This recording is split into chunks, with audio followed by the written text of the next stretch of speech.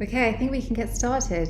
Hello everyone, and firstly, thank you so much for joining us for the next 60 minutes for this download event to launch our latest project, the Internet of Luxury.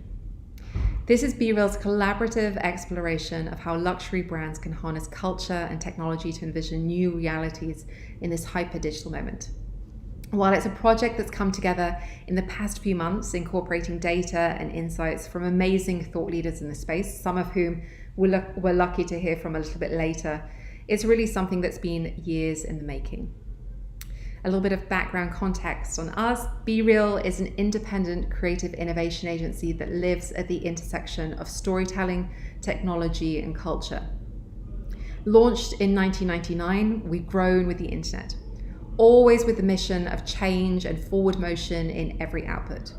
Whether it be the creation of products, platforms, or communications, we always look to leverage the recently possible to create progressive, culturally resonant experiences that people want to interact with or talk about.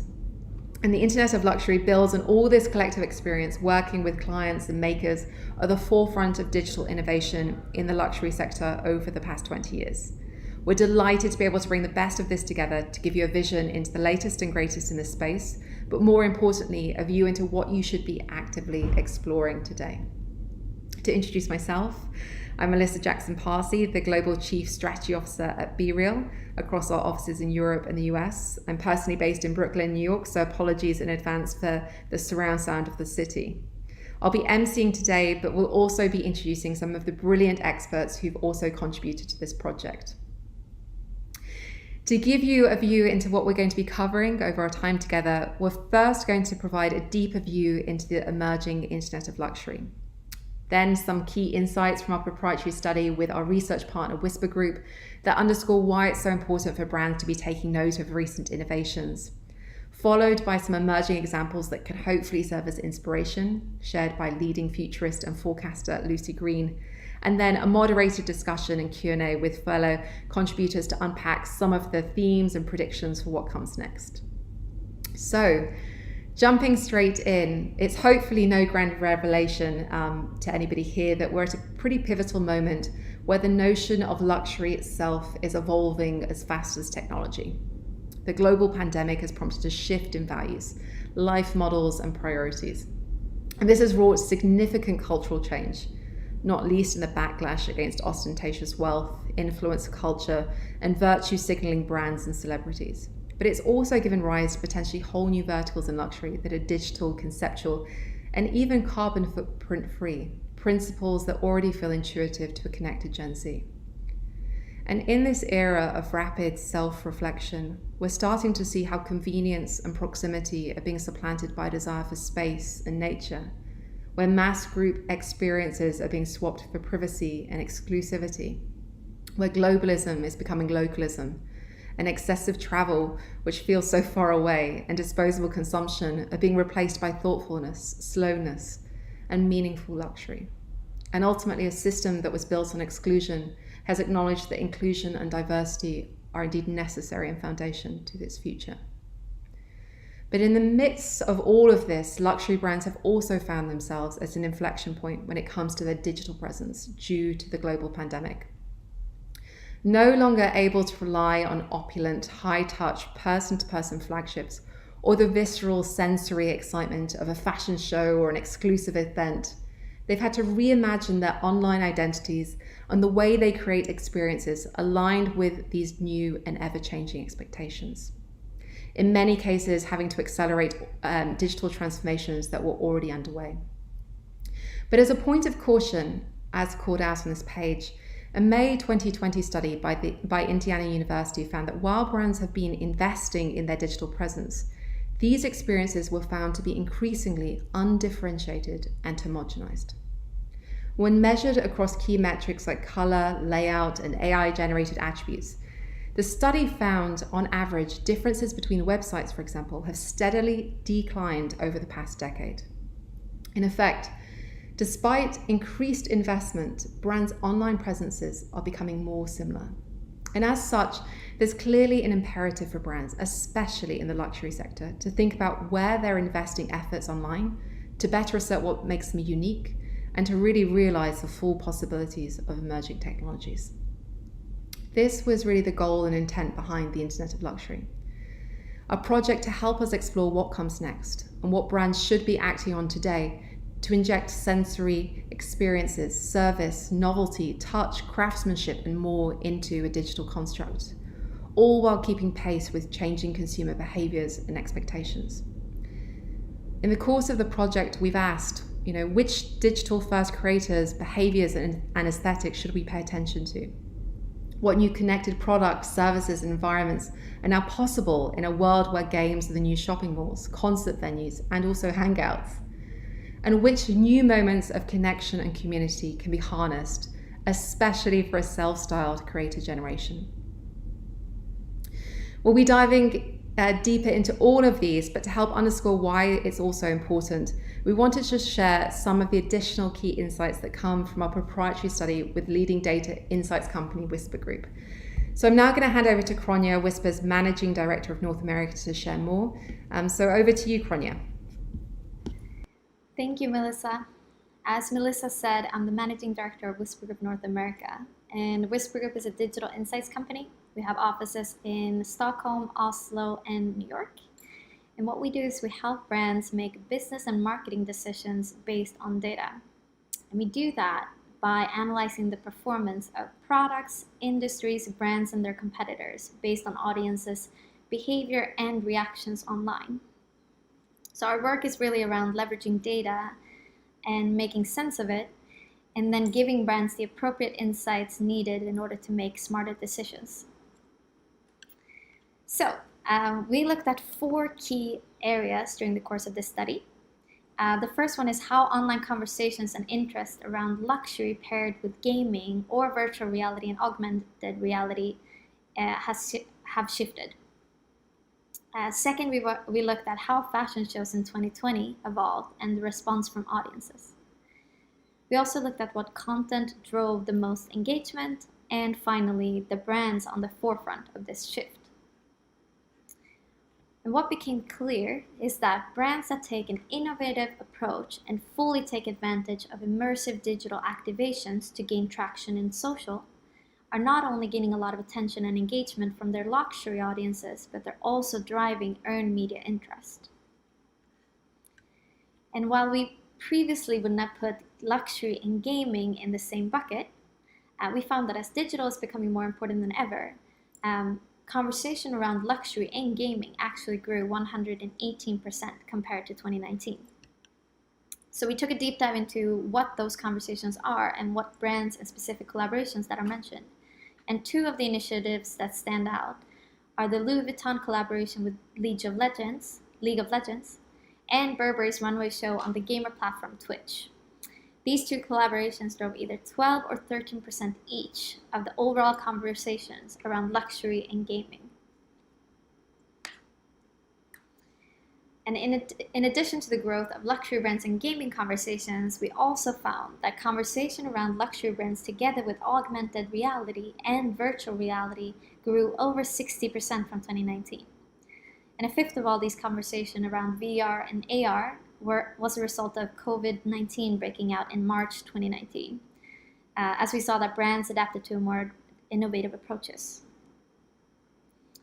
We also want to note that the Circular Fashion Summit moved to virtual, and the Grand Palais Virtual Paris Fashion Week generated the greatest share of conversation and was the largest topic. As a result, we predict that a growing number of brands will follow the trend by actively experimenting with AR, VR, as well as gaming. Similarly, we also saw that engagement in fashion weeks fell 46% in 2020 compared to 2019. But brands such as Gucci, with its live stream and digital strategy, and Burberry, with its highly buzzed about creative Twitch collaboration, actually managed to beat this trend. It's clear that just going virtual isn't necessarily enough for fashion shows. We anticipate that brands that are able to fully embrace the possibility of technology while also leaning into culture will generate exponential buzz around their events and making them more into experiences rather than just shows. Looking more broadly, we analyzed the engagement across a number of leading luxury brands and their social media channels. and that include Instagram, Facebook, YouTube, and Twitter. And we evaluated how they stack up against each other. And as social media's reach and impact with consumers are only growing, there's a clear divide between brands that were born digital versus those who are adapting to digital. And rapid transformation is needed in order for legacy luxury brands to actively compete in these new digital forums. So there is clearly an incentive for brands to actively experiment and realize the possibilities of the emerging Internet of Luxury. Simply put, if you're not born in digital, you need to either pair up with or create something that is. And those are some of the key insights that came from our study. And the rest will be available in the report that you're able to download after the event. Thanks, Kranja. Next, as promised, I'm going to hand over to leading forecaster and futurist Lucy Green, who will share some of our favourite examples from the Internet of Luxury that can hopefully serve as further inspiration. And of course, you can also find more examples at internetofluxury.com and also in the downloadable report that can be accessed there. Over to you, Lucy. Thank you very much, Mel. Thanks for having me. Hi, everybody. Welcome. So as Mel said, my name is Lucy Green. I'm a Brit, one of the many Brits who seem to be based in New York, find themselves here. I am a futurist or trend forecaster, some would say, and broadly speaking, I specialise in the connection of three key areas of what I would broadly think of as change, and what that should mean for brand strategy. So I look at consumer insight and consumer behaviours, whether that be generational cohorts or just simple behavioural change based on the changing outlook around us, like a global pandemic. I look at cultural trends, so emerging trends in design and the zeitgeist, how this is impacting how people feel about the world around them and therefore how they might shop and consume. And then I look at the future of various different categories, so the future of beauty, the future of tech, the future of luxury, and look at the sort of connection between those three areas and then help brands understand how that should funnel into brand strategy.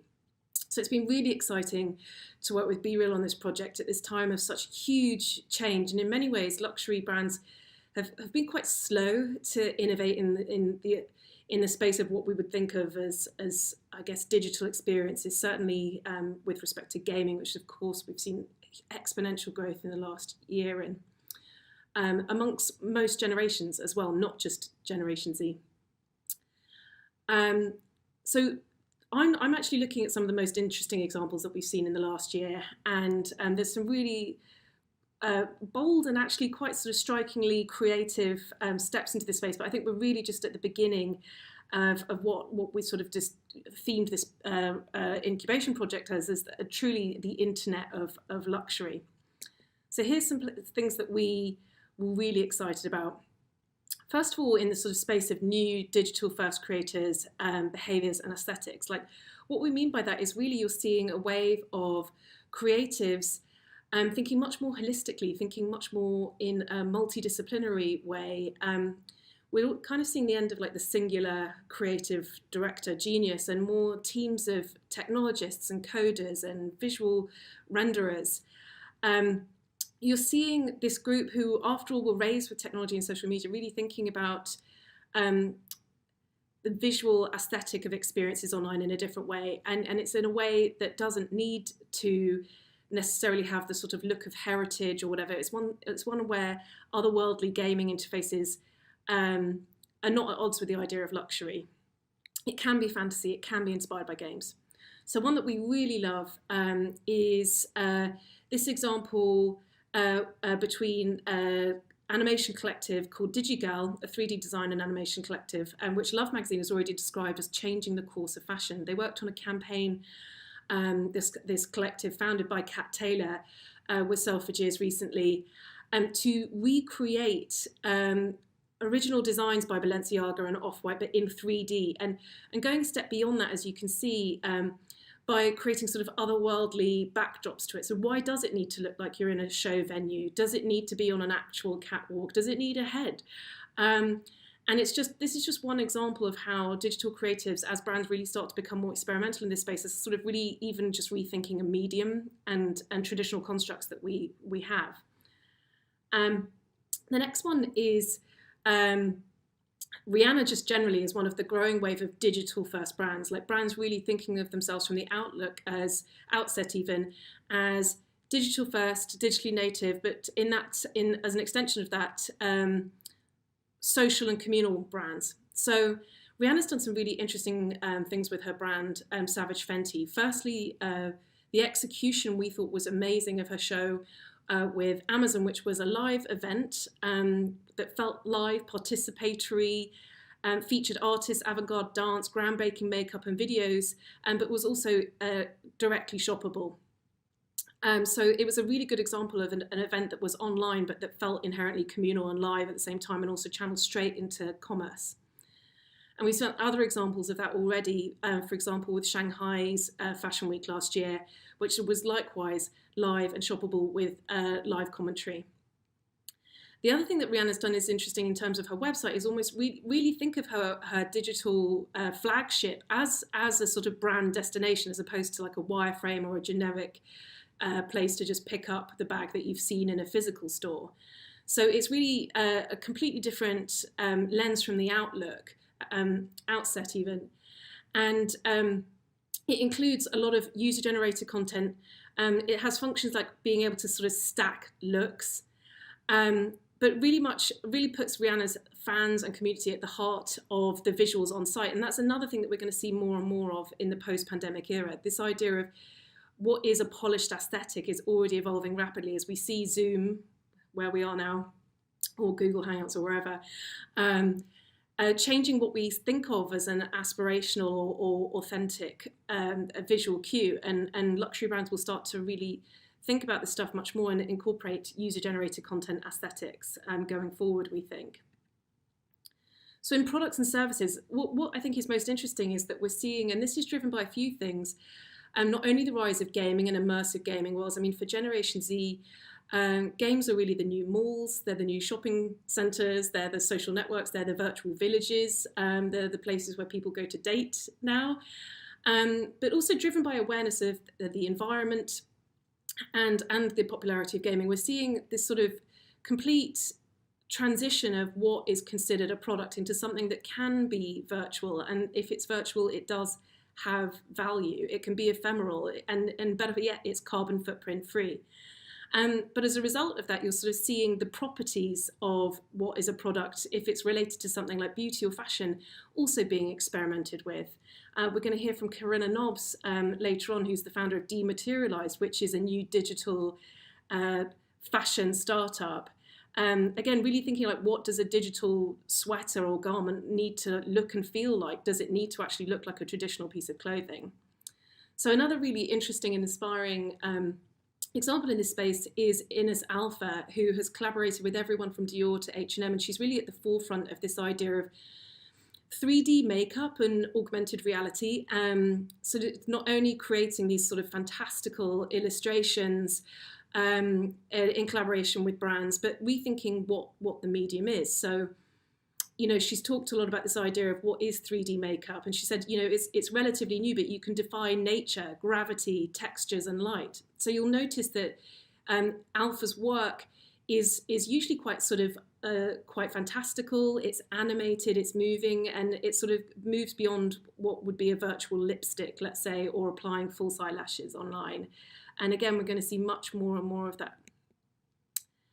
And then you have new interplays in this space between what the future store will look like and the internet. So we've spent a year not being able to really visit stores, and we will return, and the pandemic is going to have a big impact on technologies within the physical store format, and it's going to be a space where things are much more touchless, voice operated, much more intuitive. Data will play a key part of this, and the Chanel Farfetch collaboration, which is part of Farfetch's ongoing exploration into the future store, is a really good example here. So Farfetch worked with Chanel to create the sort of the future store, as it were, and it's one where people's mobile phones were completely integrated into the experience in store. One where you could try on looks before you went in store, where you could communicate with assistants in store before you visited the store, rather, and one where mirrors and NFC tags enabled you to purchase things without going through, have a contactless payment, but also look at looks as you try them on the catwalk. So creating much more synergies between what is the online and offline experience, but also much more personalization. We actually spoke to Farfetch's VP of Retail Innovation, Sandrine Deveau, and she spoke in particular, which really struck me, about the increasing role of data in understanding consumer behaviours both in-store and offline, and connecting those two to really enhance service. And that's not at the odds of or against the notion of personal service and all those things that we associate with luxury and knowing someone human in the store space. But she talked about how data and technology will enable that to become much, much more seamless and intuitive. It will augment human service. So lastly, we're looking at new moments of connection and community. And this is a really interesting space as well. I mean, there's no doubt that overall we as consumers have been craving connection and community in recent years.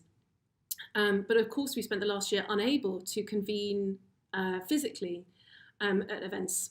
And what's been interesting is that we're seeing this sort of reinvented notion of what is a community. And that, again, has been in many ways driven by Generation Z teenage behaviours who don't see the difference between a digital community or an offline community. It's been a wave of new platforms that create interactions and ways to connect virtually. And I think that's only going to continue in the brand space. So one really fascinating example of these new sort of forms of communities and connections that transcend the sort of physical digital divide, but even location. You know, you look at something like Cause, which the artist Cause, aka Brian Donnelly, who collaborated with a cute art app, created this sort of site-specific augmented reality artworks that were existed only in the phygital space, but were available to buy for $10,000 each, and so connected to a location, completely digital, but we were willing to spend money on them, and they were, again, ephemeral. They lasted only for a certain number of days. I really love this quote from Jacob de Geer, CEO of Acute Art. He told the art newspaper of the project, he said, "We all, Brian included, see this is a natural progression of where the art world is headed. People don't want travel, people want to be greener.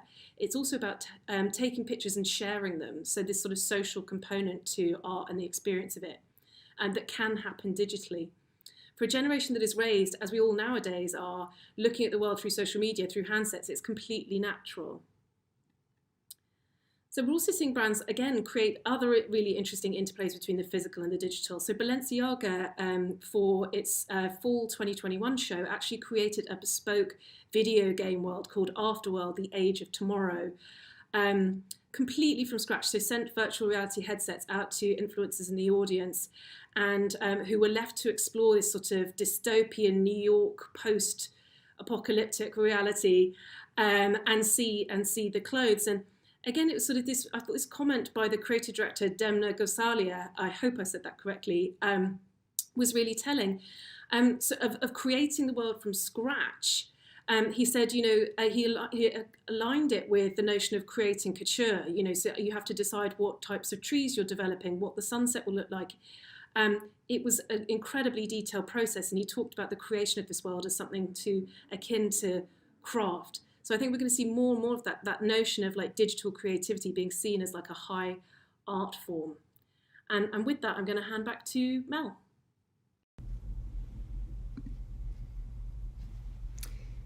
Thanks, Lucy. As mentioned, if you want to access more insights and cases, you can do so at internetofluxury.com. We're now going to open the discussion further to explore what comes next by welcoming an amazing group of leaders who contributed to the project for a panel discussion. This is going to be followed by a Q&A session, so please post any questions for the group in the chat box on screen and we'll follow up there. Okay, without further ado, let's jump into the panel.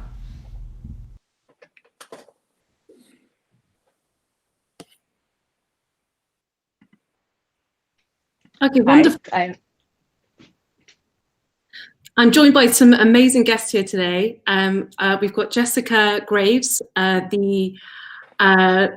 data scientist and the founder of Sifloria. We have Corinna Nobbs, an educator and a nowist, and co-founder of a digital fashion marketplace, Dematerialized, and also by Jonathan Chippendale, CEO of Halition, a creative agency specializing in emerging technologies. Jess, I wonder if you could start by just explaining a little bit more about what you do as it relates to this topic today. Yeah, definitely. So I'd like to say that we make machine learning luxurious. And so I have a background kind of right now, artist entrepreneur, a background everywhere from design at Oscar de la Renta to data science at Ralph Lauren, where the real focus was just commercializing machine learning technologies and getting past the hype of it. So, a background in everything from, bringing data and science and machine learning technologies into luxury, retail, energy. We've exited Thread Genius, which was a deep learning app, visual search app, to Sotheby's. I also worked with Fast Forward Labs. They're a machine learning research consultancy, and they exited to Cloudera. And also worked in actually biotech, which is surprisingly relevant more and more, but worked on a biotech product about 10 years ago, licensed. That's currently working in a $150 million industrial decarbonization project in Europe. So really seeing emerging technologies kind of across the board. Right, and companies like Farfetch in particular start to really consider the role of data and artificial intelligence in the luxury context, right? We're also joined by Corinna. Corinna, do you want to explain? I'm so excited by this concept of dematerialized. Tell us a little bit about what you do. Oh. It's the refrain of the pandemic. You're on mute. I can't believe I did that epic fail. Never mind. That was planned. So yeah, dematerialization is something that's happening in all areas of our lives, and it's kind of a natural progression, although it still is being critiqued within a fashion context as being, why do you want to buy clothes that don't exist? And the emperor's new clothes, which is something I'm personally anti-evangelizing, if that makes sense. So the Dematerialized is a new two-way marketplace where brands and independent creators and consumers can trade digital fashion and wear it and do lots of new things that's never been able to happen before with it. So exciting. And then Jonathan, if you could just tell us a little bit more about Halition. It's done some such fascinating in-store and online projects, and you took part also in our research. Yeah, I mean, as you said, we're a creative technologist. It's always good to hear somebody describe us, because I'm always a little bit wary about describing us, because the place in which we operate, that retail, fashion, beauty, tech space, is still changing hugely moment by moment. But I think at the heart, yeah, we probably are a creative technology agency, but we are ironically, fundamentally, quite cynical about technology. Particularly perhaps around the hype that technology typically generates. And actually what we're really interested in is not so much the technology per se, but the ability of technology to communicate, to tell narratives, to build stories. And especially from Halition's point of view, the kind of things that we particularly find captivating or mesmerizing or interesting or inspiring are projects which perhaps use technology to understand more about what it means to be human. And you know, so that's why the work that we do is incredibly varied. You know, we do fashion shows for brands like Burberry, for example, pop-up spaces for brands like Moncler and Tiffany and Louis Vuitton. We've done a lot of work in augmented reality. In fact, we produced 12 years ago the first ever worn on the body use of augmented reality, something that's quite ubiquitous now. But virtual spaces, visual merchandising for brands like Hermes, wearables, none of it is connected by the technology. All of that's different. Everything we build in-house. It's actually about trying to think about the strategy of and by strategy I mean personality and individualization, what makes brands different from each other, then thinking creatively about how to unlock that. And if you do it that way, the right technology we typically find self-selects itself. So we're a creatively driven studio rather than a technology driven studio, even though the output is ultimately technology. Right. We sort of at the, well, please God, nearly at the end of this, but back on 2020, a period where, the luxury sector in particular, which has historically relied mainly on the store experience, mainly on personal service and on fashion shows for PR, has suddenly been sort of caught. And having historically not really considered their online boutiques as necessarily an experiential priority. And really having to innovate to sort of transcend that digital divide. Why do you think it took so long for luxury to sort of embrace technology and data? Is that to me or to anyone, to all of us? Everybody. Well, I mean, maybe I'll kick off because because my background is in luxury, so I'm an old school luxury marketing director, an analog luxury marketing director by training, and I'm often asked what is the impact of digital, what is the most transformational aspect of digital, and I always kind of think it's not e-commerce or social media or individual uses of technology. I find the biggest impact is that brands have had to understand that digital means that they've got to let go of control. In the end, a lot of branding is about control. And when I was an analog marketing director, we used to tell women what to wear, how to wear it, when to wear it. We used to invite people into these intimidating stores, but it was always kind of on our terms. But the background noise of social media, opinion, reviews, all of that now is a critical part of a brand's success story.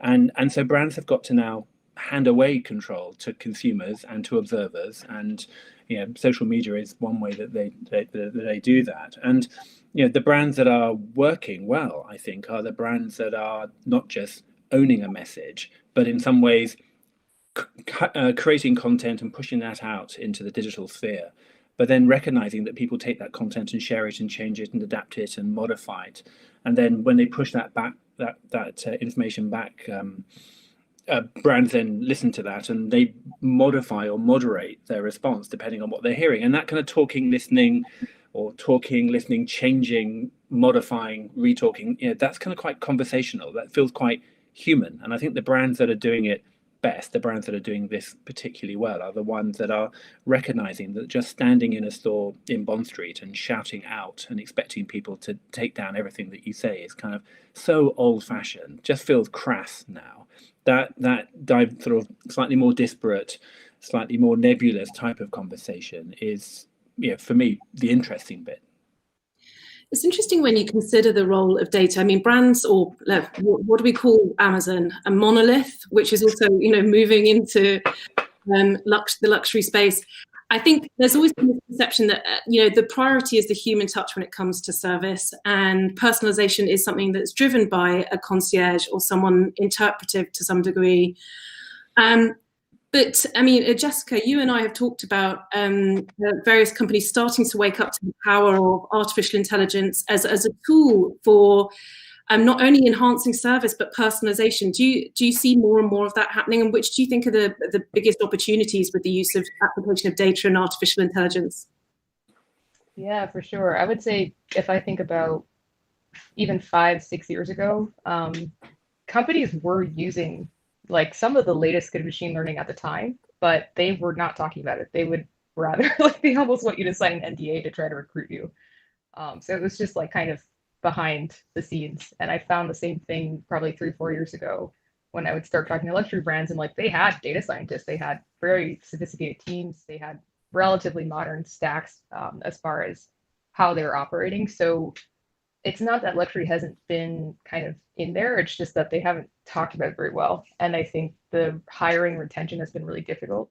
So I think the other big thing that happens is artificial intelligence becomes synonymous with consumer facing. And while there's lots of things that you can do that are super amazing that are consumer facing, the real profit margin is coming from things that no one sees, that are completely in the background, that personalize things for your employees so that they can do a better job, that speed up calculations that you might be doing on a weekly basis to like a click of a button and maybe like a little bit of time to run. But if you think of like the traditional model of having lots and lots of teams of analysts to just crunch through numbers, and to some extent even merchants or merchandisers, it's there's a lot of that can just be automated away and or at least sped up so that people can be open to do much more interesting things, to find the brand, engage with the customer.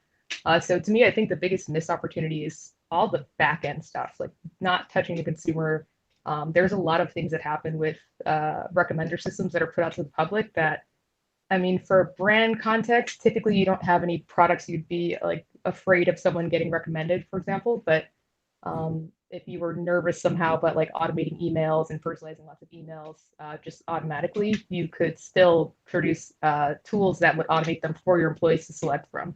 But I see a lot of the time that gets skipped over, and it's just like AI is synonymous with consumer facing, and also big expensive infrastructure projects happen, and people spend a lot of money with big old companies that are not cutting edge at all, can't hire data scientists themselves, and then they go, well, it doesn't work. And now you've got data scientists trying to explain how it works and why like you can do the same thing on 1/8 the budget, and if senior leadership's not listening, they can't bring that talent in. They don't give them enough power when they come in. They're wading through politics. They're like, well, I have a PhD in data. Why am I wading through politics? So I think it's really just about thinking more strategically about the talent aspect and really looking at, if you sped up some things that you're doing by like 10x at some times, what would that do for the business? Right, especially as it relates to the supply chain. We've got a nationwide shortage of Pelotons here in America, and I have to imagine that data could have helped with that, all these exercise addicts. Corinna, I'm really interested in Dematerialized because it seems so timely in terms of what we're seeing now, not least the role that Gen Z has in Gen Z. I've been in America too long, Generation Z, creating a sort of sea change in what the concept of luxury is, like and that combined with their love of gaming, but the rise of gaming generally and immersive gaming territories. I think we're really starting to rethink not only like what a product is that we might pay for, but also what that product looks like. How can it look and behave differently online? So you've been looking a lot at this space. Do you think we really are on the brink of what they've been describing as sort of a virtual industry or a virtual economy? I mean, 1,000,000%, or I wouldn't be doing what I'm doing, I guess.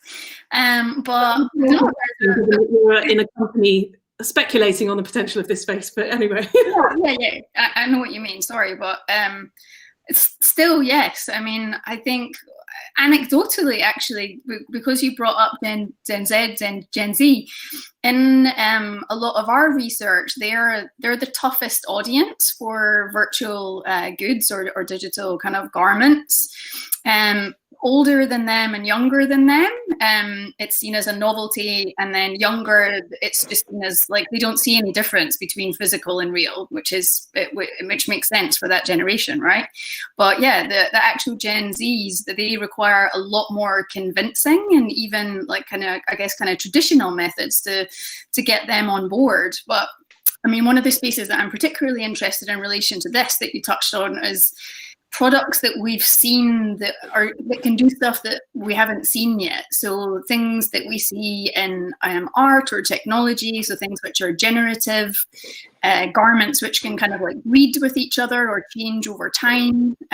These are I think very interesting aspects. And to layer on things like blockchain means that you can put the kind of provenance, if we're kind of linking it back specifically to luxury, you've got authentication and you've got provenance from a storytelling perspective that, again, not that many brands have really harnessed that opportunity yet. So I think it holds, the future is very bright in this area.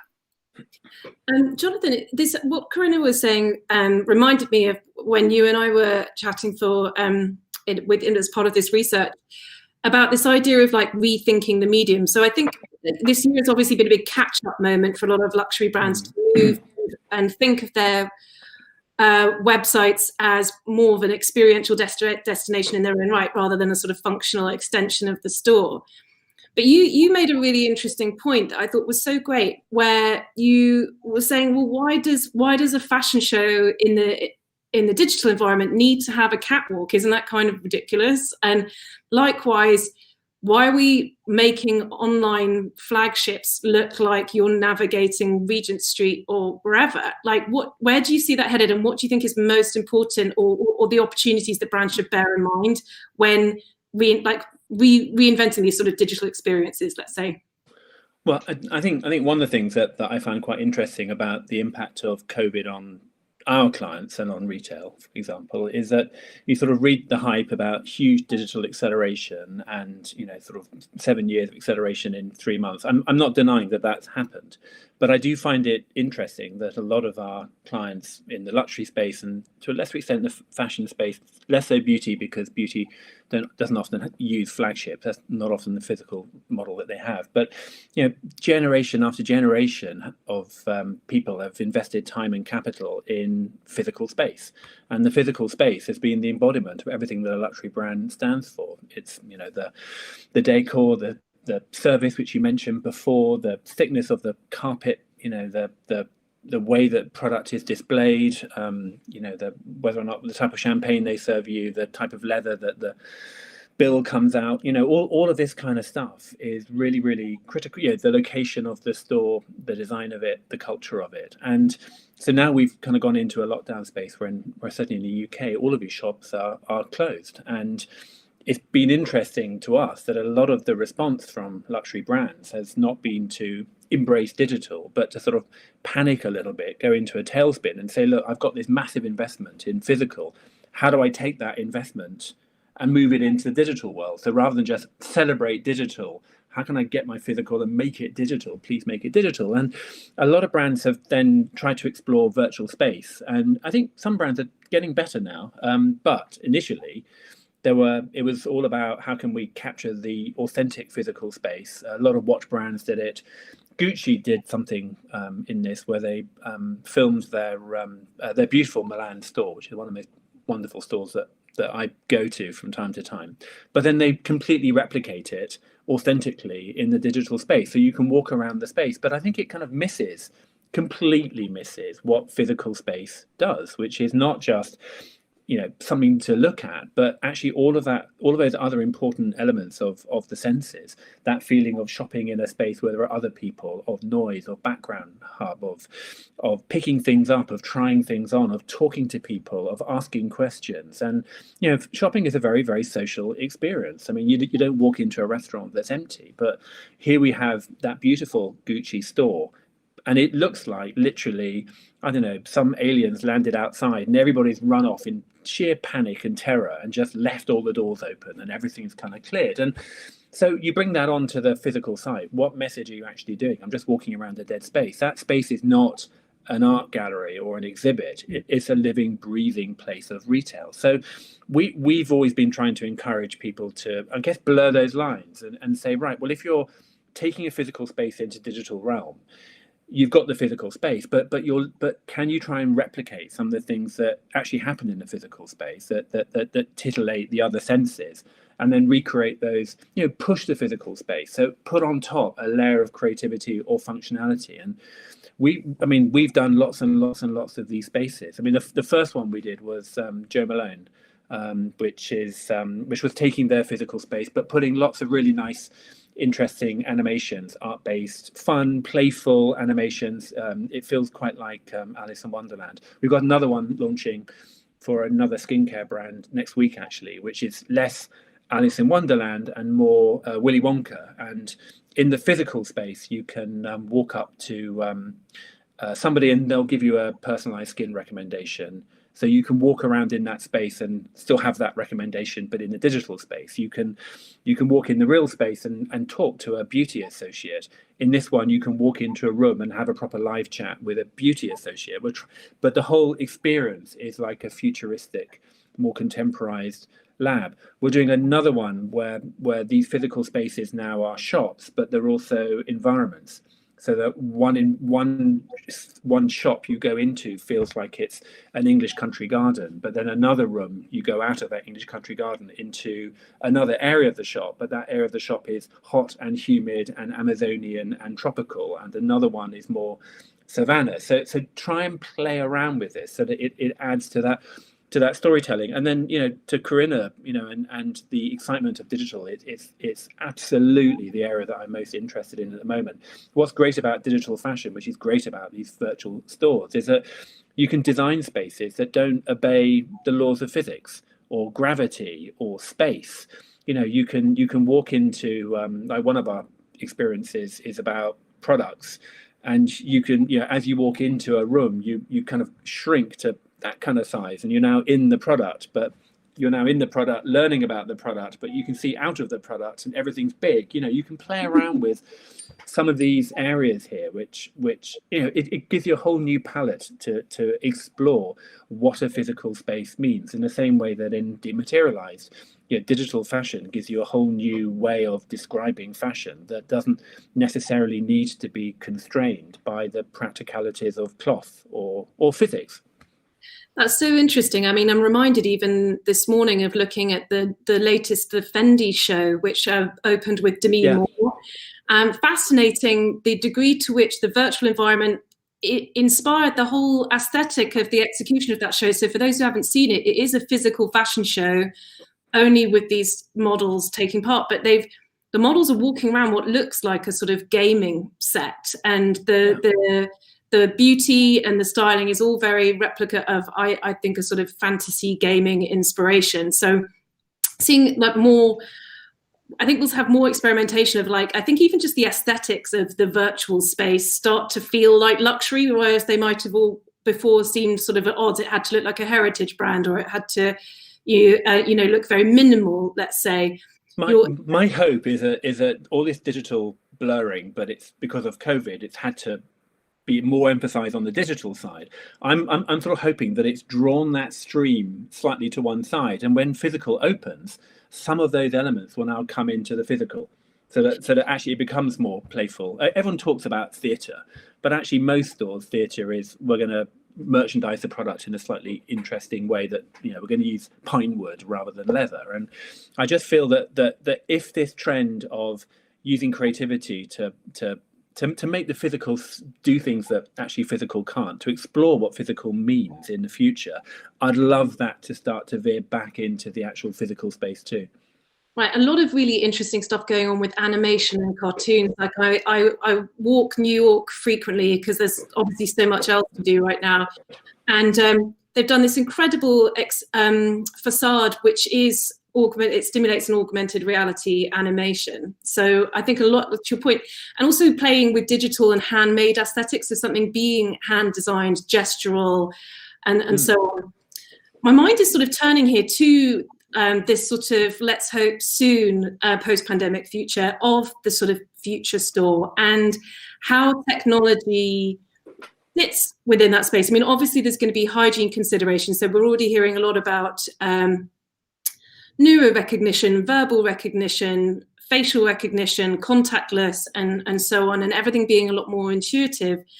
I've also been in the course of this research, and I wonder if, Jessica, you might have a point of view on this as well.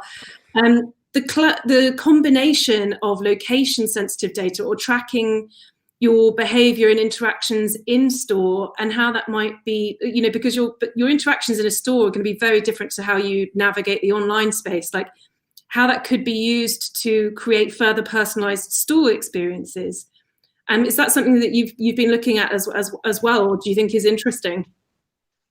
Yeah, for sure. I mean, I can say I think about 5 years ago, we were testing at Alvanon whether you could basically take a security camera and hack it with software and estimate the size of the clothing down to centimeters that you would need in that store to meet most of the market's needs. So there's been so much stuff going on in the background in that space. And so I think the idea of bringing more of that in online, offline together is just been, I mean, it's been a huge effort. It's really interesting. I also used to work at a news store, and so they're doing a lot of work to make it really simple to turn your stores into warehouse and connect it with the online. And it's it's something that, it sounds great, but most companies don't.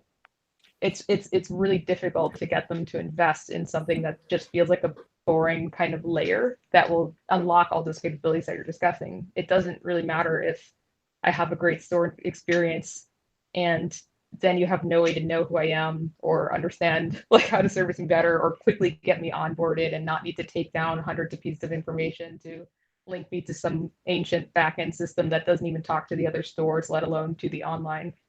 So there's been, I think, historically, just a huge separation between what's happening in the store and what's happening online, just as an infrastructure layer, and it's not cute at all. And I think on top of the software side of it, which a lot of the people I spoke with who are at luxury brands who are in IT were like, oh, we're like the superheroes now because we set everything up while everybody was stuck at home and distributed and global.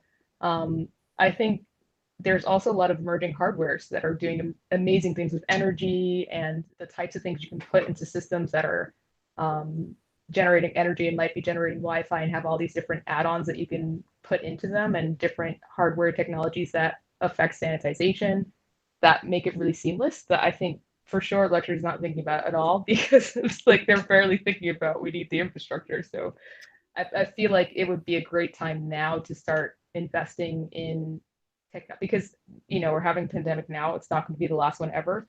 I think it would make a lot of sense right now if you have old kind of outdated systems in your store. If the Wi-Fi doesn't work, if you turn the corner, this would be a really good time to fix all of that. If you look at the data and you actually think all the stores that you have open, you will keep open in the future. Look at the key stores, upgrade their infrastructure, at least isolate a test store. But for now, it's like the basics of like the stuff that's in store is visible to you online, or at least visible to some employees somewhere. That's not happening yet. And it's even harder now that people are not everyone's in the store. So normally they might get around it, call someone, can you go see if this is in stock? And we can't rely on that anymore. Right. So we're looking at hardware and software. So I think it's your point. A lot of brands have been exposed. Like UX is also a luxury. Like if it functions beautifully and it works.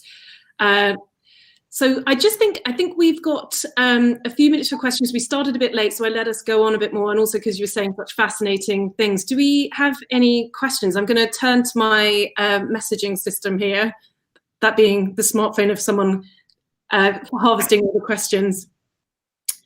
Okay, one that I think is really interesting. I mean, obviously we're at this moment where you're seeing a lot of innovation in channels. So augmented reality is at last hitting the sort of mainstream, I'd say. Obviously it's been around for a while. Contactless technologies, also neuro recognition. You've got virtual reality in Mark Zuckerberg's world. We're going to be doing virtual reality aerobics.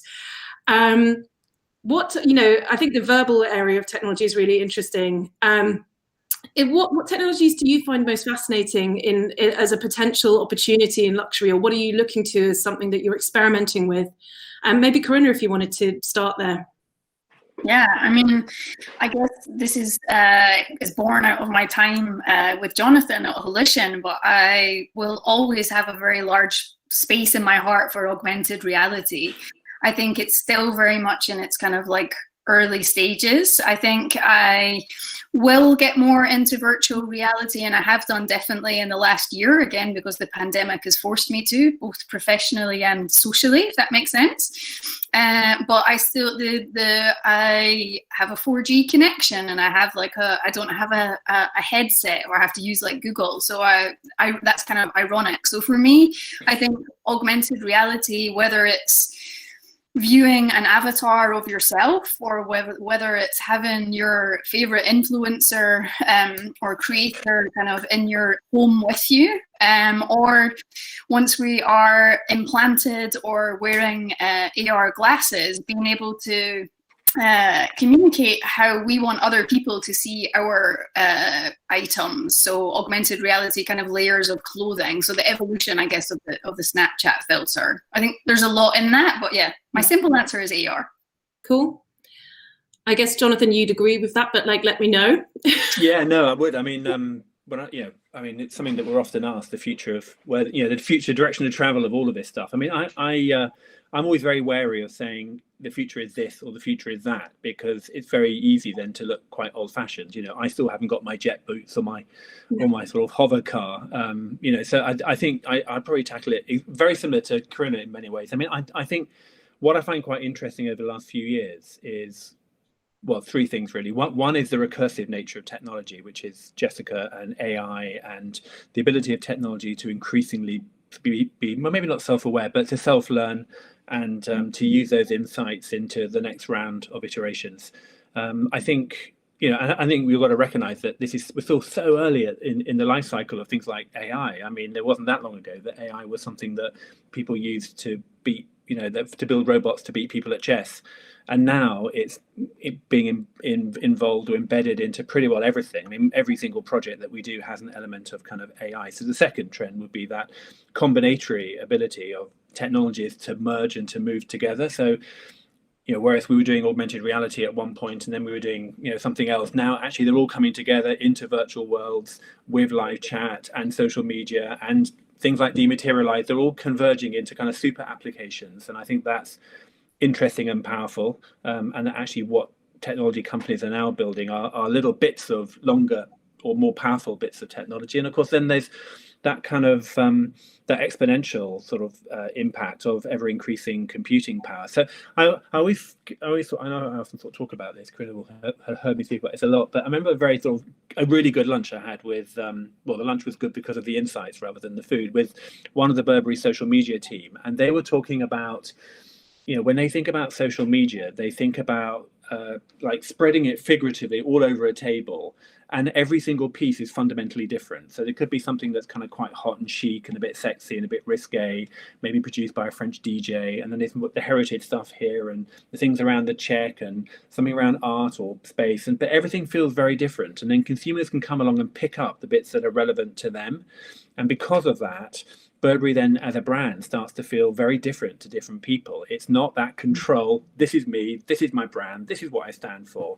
It sort of changes and embeds itself into people's lives, and it's all subtly different. And so I think the brands that are doing this best are the brands that are just experimenting.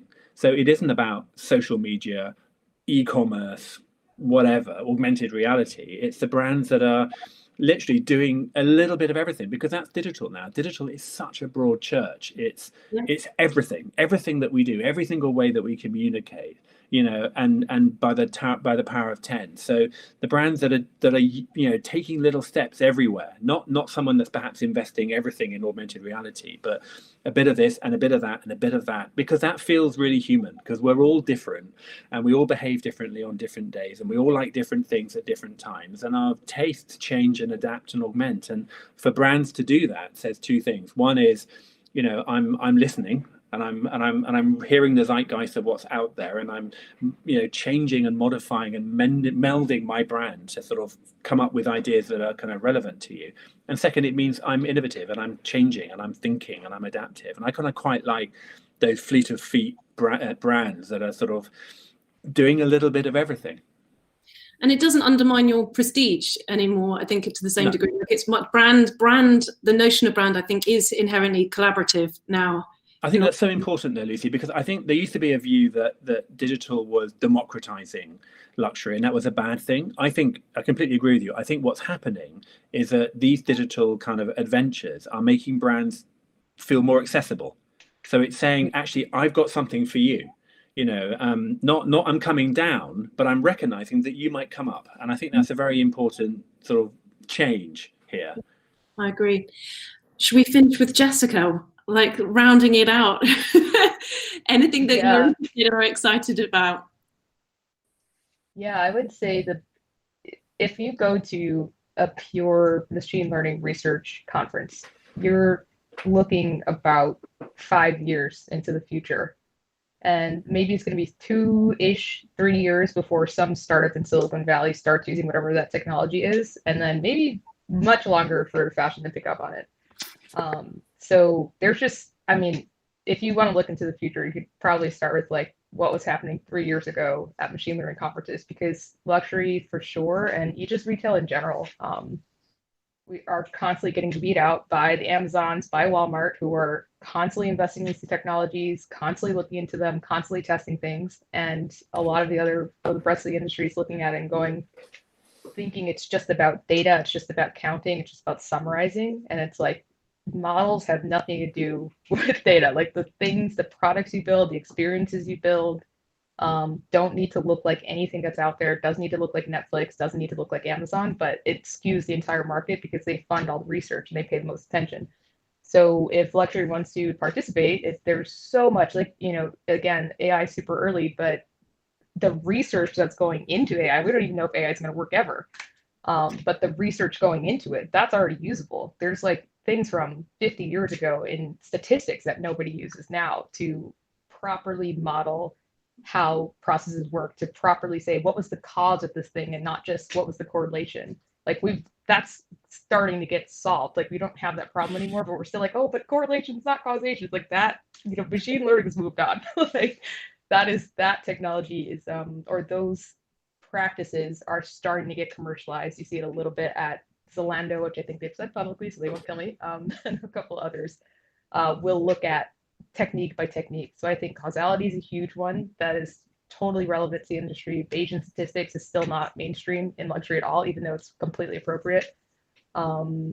Reinforcement learning, I feel like we can play so much more with that, and algorithms that forget you and forget and don't need to track you and don't need to stop you and just try to figure out what context you're in the moment and then let go.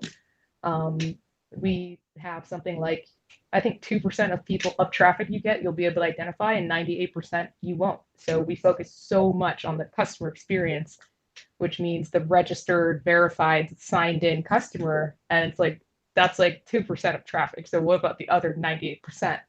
So if you start looking at technologies from years ago, even that help you make predictions and make analysis and generate experiences and don't need to store the data and don't need to log in and don't need to remember.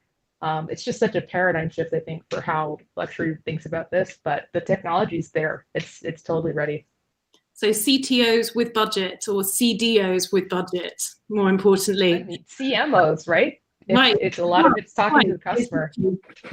I'm not sure I've ever met a CDO with budget. I mean, chief sustainability officers, like corporate social responsibility is doing a lot about data now, because they're like, if we don't have data, how can we produce things in like less waste? Right. And I'm getting told by luxury companies like, oh yeah, we need this data. And I'm like, that conversation was not normal before last year. Because the connection between machine learning, data sources, and supply chain and sustainability, like no one was making that connection. And now it's like you go to France, you go to talk, and they're like, oh yeah, we need this data source or else we're not going to be able to do it. So there are companies that are already pushing for it, but it's just such a paradigm shift. It's really about utilizing what we already have, which is just sitting there waiting.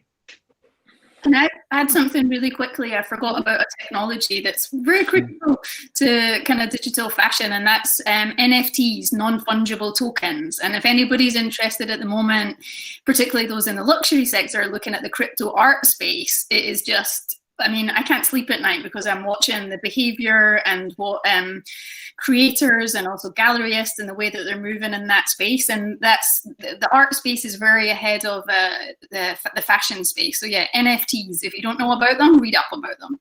No, I think that's a great one. Thank you, everyone. Thank you so much. Melissa, can you just remind us where the Internet of Luxury exists? I can indeed. I just want to say thank you as well, Lucy, and to Konya and to the panel. I mean, I feel like we could talk for hours longer, but thankfully there are more insights and lots more to be found at internetofluxury.com, where there's also a report that you can access there that everybody here has contributed to. So please go there to check out more. But again, thank you for joining us for the past hour and also for bearing with us with the delay at the start.